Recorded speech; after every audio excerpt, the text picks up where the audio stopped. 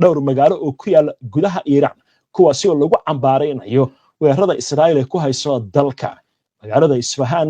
ayaa kamid ah meelaha banaanbaxyadu ay ka dhaceen war kale oo colaadda la xiriira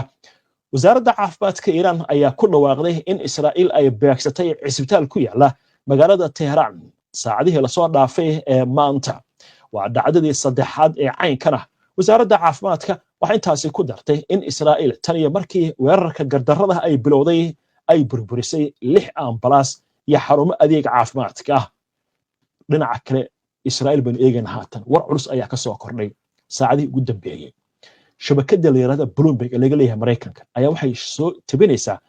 dhacdo weyn oo halis ah oo dhanka ammaanka oo Iiraan ay ka fulisay gudaha Israa'iil haddaba aynu eegno warbixintaasi ay qortay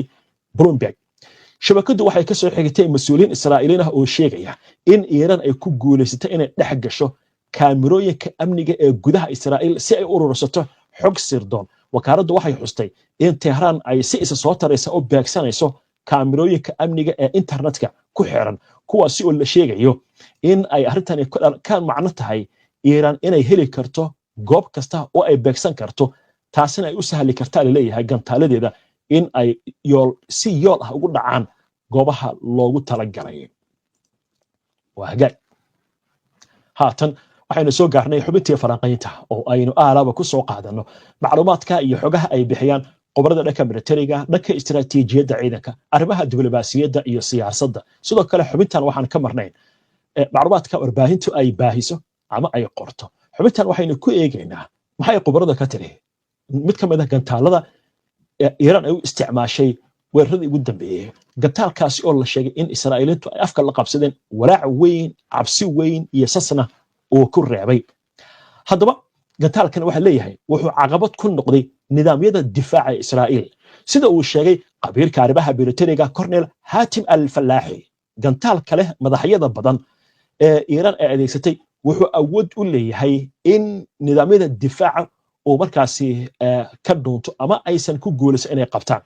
al-Fallahi ayaa waraysi u siiyay telefishinka Al Jazeera waxa uu ku sheegay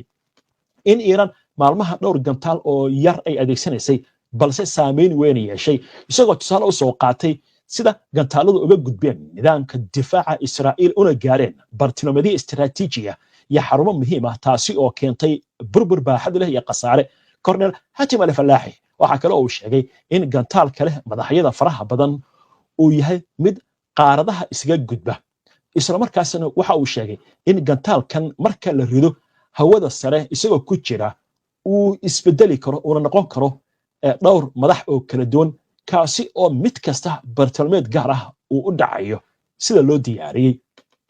sidoo kale gantaalada balastiga iyo kuwa xawaaraha sare leh ee loo yaqaan hypersonic ayaa kuwa aad u dhaqso badan waxayna sidaan buu yiri qabiirku madaxyo awood leh oo qaraxya oo kala firdhaya kuwaasi oo markay dhulka ay ku dhacaan kala firdha qabiirku wuxuu sheegay in Iiraan ay adeegsatay gantaal tayo sare leh gaar ahaan weerarkii ugu dambeeyay sida gantaalada loo yaqaan Sajiil Fatah iyo Qormashaar kuwaasi oo Colonel al-Fallahi uu sheegay inay yihiin gantaalo leh madaxyo badan awood qarax sare leh isla markaasna keeni kara qasaare culus qabiistii Iiraan waxay bilowday duqeymo cusub oo gantaalo iyo diyaaradaha aan duuriyaha lahayn ay u adeegsatay kuwaasi oo ku wajahna goobo ballaaran oo Israa'iil ku yaal taasi oo ahayd weerarkii ugu weynaa ee muddo 48 saac gudahooda waxaana weerarkaasi wax ku noqday dad aad u fara badan halka burbur baaxad leh laga soo sheegay Tel Aviv marka la eego su'aal ku saabsan in mid ka mid ah gantaalada Iiraan ay ahaayeen kuwa lamid ah kuwa xabadaha si laba qarxa ama si firdha qabiirka militariga wuxuu sharaxay in noocyadaasi gantaalada ah ee qarxaan ka hor intaysan dhulka ku dhicin kadib marka ugu yaraan ay gaaraan halkaasina ay bilaabaan qaraxyo kale oo meelo badanna saameeya qabiirku wuxuu sheegay gantaalkaasi markuu dhulka ku dhaco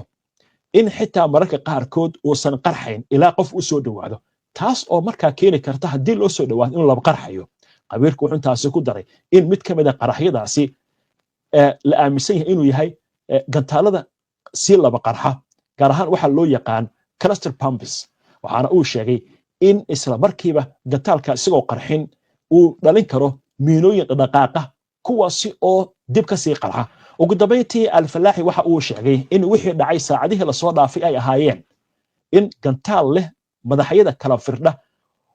uu ku dhacay goobo kala duwan wuxuuna xusay in wadamo aad u yar ay leeyihiin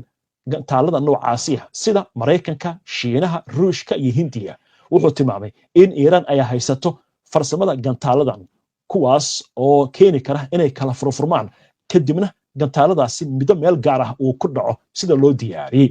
Iiraan waxay bilowday weerarada gantaalada oo ay kaga falcelinayso weeraro baahsan oo Israa'iil ay ku qaaday dhulkeeda iyadoo adeegsatay gantaalada Imaad, Khadar, Shaybaar, Shakiin iyo kuwa kale kuwaasi oo ku dhacay waqooyiga, bartamaha iyo koonfurta Israa'iil. waxaana qabiirku uu sheegayaa in sida muuqata